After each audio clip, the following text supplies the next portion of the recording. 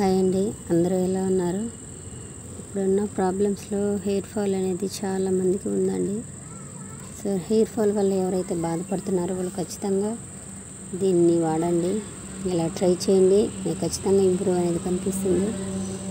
కొంతమంది జెంట్స్కి కూడా అండి, మగవాళ్ళకి హెయిర్ అనేది ఉండి మధ్యలో హెయిర్ ఊడిపోయి బట్టతల వచ్చిన వాళ్ళు కూడా ఈ రెమెడీ అనేది వాడండి. డెఫినెట్గా మీకు హెయిర్ వస్తుంది. వితిన్ 1 మంత్లో మీరు ఆ ఇంప్రూవ్ అనేది తెలుసుకుంటారు.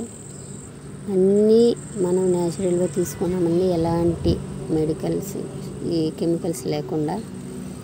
సో మెంతులు మనకు ఎంత మంచిదో మీకు తెలుసండి. మెంతులు కానివ్వండి, అలోవెరా కానివ్వండి, ఇంకా కరివేపాకు కానివ్వండి, మందార పువ్వులు, మందారం ఆకులు, ఇవన్నీ మనకు చాలా సలవ వస్తువులే తీసుకున్నాము.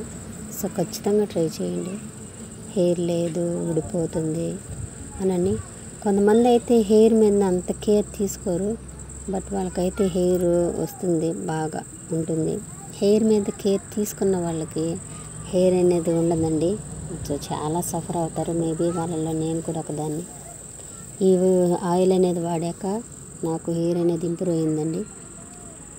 సో అందుకనే చెప్తున్నాను.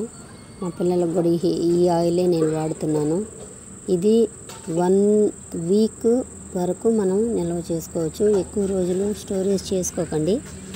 మనం ఎలా చేసామో చూడండి. మనం తీసుకున్న ఆయిల్ న్యాచురల్ ఆయిలేనండి. నేను కొబ్బరి ముడి తీసుకెళ్ళి ఆయిల్ ఆడించి మిషన్లో తీసుకొచ్చి దాన్నే వాడాను.